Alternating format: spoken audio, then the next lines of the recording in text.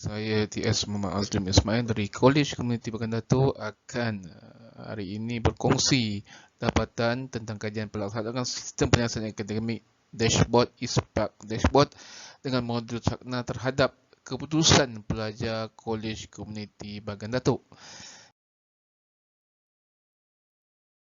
Jadi di sini kita ingin memperkenalkan bahawa modul cakna atau penyelesaian akademik ini mula diperkenalkan pada tahun 2020 di mana kita menghadapi pandemik.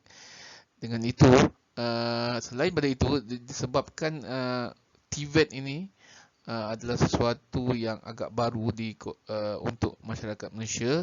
Namun begitu, untuk sistem penasihat akademik ini masih lagi belum digunakan sepenuhnya di College Community dan Politeknik. Modul cakna ini mempunyai beberapa domain yang seperti mana kita lihat di sini. Kita ada beberapa domain, iaitu domain pertama, domain kesedaran diri. Seterusnya kita ada domain matlamat yang jelas dan domain pemekasaan diri. Seterusnya kita ada domain pembelajaran berkesan dan domain kecemerlangan kerjaya. Di mana di sini kita cuba melihat bagaimana penyelesaian akademik ini boleh membantu pelajar-pelajar di College Community Bagan Datuk khususnya. Untuk pengetahuan, pelajar-pelajar College Community ini adalah pelajar-pelajar yang dahulunya adalah kurang cemerlang dalam akademik. Namun begitu, dilihat mereka lebih cenderung ke arah TVET, kemahiran. Jadi, untuk itu, mereka telah diberi peluang untuk menyambung pengajian di College Community, khususnya di College Community Bagan Datuk.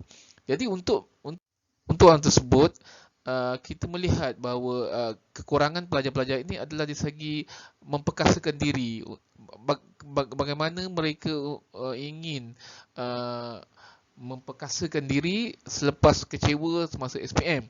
Jadi dilihat sistem penyelesaian akademik ini iaitu ISPAK Dashboard, pada mulanya ia menggunakan manual secara bersemuka. Namun begitu, apabila pandemik berlaku, kita menggunakan ISPAK, masih lagi menggunakan konsep yang sama, namun kita mempunyai secara hybrid di mana kita buat penelitian, penemuan bersama ataupun secara dalam talian. Jadi beberapa penemuan yang dilakukan terutama oleh Si dan Su pada tahun 2020 menemukan bahawa pelajar yang menggunakan modul penasihat akademik ini dapat meningkatkan keyakinan diri lebih tinggi dalam menghadapi tugas akademik dan membuat keputusan berkaitan dengan pelajaran. Ia disokong oleh Obaji, TA dan Jawani R dari Universiti Teknologi Durban yang menunjukkan bahawa penasihat akademik ini memiliki peranan yang sangat penting untuk pelajar menghadapi era pandemik sebagai mekanisme positif dalam memotivasikan dan meningkatkan pencapaian akademik. Ia disokong pula oleh Kramer, DG dan Kramer 2017 yang menyatakan penyelesaian akademik baik dapat memberi impak yang positif kepada keberkesanan pelajar termasuk peningkatan grade kelulusan dan kemajuan akademik. Dilihat pelajar-pelajar ini apabila mereka telah sampai ke College Community, mereka perlu melupakan kisah-kisah yang lalu dan cuba untuk meningkatkan diri mereka dan bagaimana mereka bermula dari semula. Jadi kita selalu cakap tidak penting di mana anda bermula tetapi di mana anda berakhir. Jadi untuk kajian ini kita ingin melihat adakah terdapat perbezaan signifikan keputusan peperiksaan pelajar sistem komputer dan rangkaian dalam semester 1, semester 2 dan semester 3 tanpa menggunakan ISPAK Dashboard, dan adakah terdapat penilaian signifikan peperiksaan dan keputusan menggunakan ISPAK Dashboard, di mana kita mengambil batch yang pertama dan batch yang tanpa ISPAK Dashboard. Seterusnya, kita ingin melihat adakah hipotesis tiada perbezaan signifikan keputusan peperiksaan pelajar dalam peperiksaan semester 1, semester 2 dan semester 3 menggunakan ISPAK Dashboard dan tanpa menggunakan ISPAK Dashboard. Seterusnya, adakah terdapat perbezaan signifikan keputusan himpunan perhatian nilai mata antara pelajar SSK menggunakan sistem ISPAK Dashboard dan pelajar yang tidak menggunakan ISPAK Dashboard. Jadi kita lihat di sini, pelajar kita menggunakan analisa T-test dan seterusnya menggunakan ANOVA untuk melihat perbezaan pencapaian pelajar 3 kumpulan, iaitu semester 1, semester 2 dan semester 3. Bagi T-test kita melihat bagaimana pencapaian pelajar yang menggunakan ISPAK dashboard dengan tanpa ISPAK dashboard. Jadi populasinya adalah terdiri pada 80 orang pelajar populasi, namun begitu kita hanya mengambil 30 pelajar yang dipilih secara rawak. Jadi kita ada dua kumpulan, iaitu 32 orang kumpulan menggunakan ISPAK dashboard dan 35 pelajar tidak menggunakan ISPAK dashboard. Ia dibahagikan kepada mengikut semester. Jadi semester sebelum ni tiada ISPAK dashboard dan baru-baru ni baru ada pelajar yang menggunakan ISPAK dashboard. Pengumpulan data kita menggunakan keputusan peperiksaan setiap semester dan himpunan nilai mata pelajar yang menggunakan ISPAK dashboard dan tanpa menggunakan ISPAK dashboard.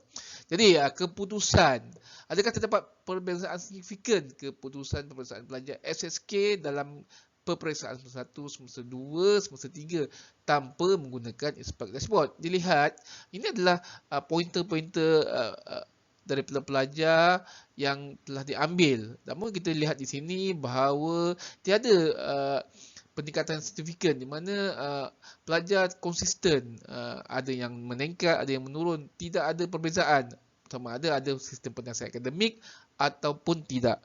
Begitu juga dengan pelajar-pelajar yang menggunakan sistem ISPAK dashboard. Dilihat keputusan tidak melihat apa-apa perbezaan yang ketara, yang signifikan, di mana nilai P adalah kurang ataupun lebih daripada 0.05. Begitu juga tanpa pelajar yang tidak menggunakan ISPAK dashboard.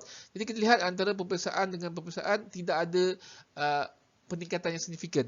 Namun begitu, adakah terdapat perbezaan signifikan keputusan himpunan purata nilai mata pelajar SSK menggunakan ISPAK dashboard dengan pelajar yang tidak menggunakan ISPAK dashboard? Jadi kita lihat himpunan nilai mata ini, satu adalah tanpa ISPAK dan satu lagi ISPAK. Kita lihat ada perbezaan signifikan di mana nilai P adalah 0.01 ni. Kita tengok kita punya nilai ni adalah 0.001. Dilihat apa yang menariknya di sini adalah himpunan nilai mata ni adalah bagaimana kita merangsang pelajar untuk menyambung pembelajaran. Jadi mereka lebih alert untuk meningkatkan keputusan himpunan nilai mata untuk menyambung pengajian. Dan untuk pengetahuan, pelajar-pelajar kita yang dahulunya kurang berjaya dalam peperiksaan SPM telah berjaya menyambung pelajaran peringkat diploma, seterusnya ke peringkat degree. Dan ada juga pelajar-pelajar kita yang telah menyambung pengajian hingga ke peringkat ijazah sarjana muda, master dan PhD. Jadi secara rumusannya kita lihat penggunaan sistem ISPAK tidak punya signifikan yang ketara untuk pencapaian akademik dari semester ke semester. Namun begitu, ia telah mempengaruhi pelajar-pelajar yang benar-benar alert untuk memastikan himpunan purata nilai mata mereka adalah signifikan dan membolehkan mereka yang menyambung pelajaran ataupun menyambung bekerja.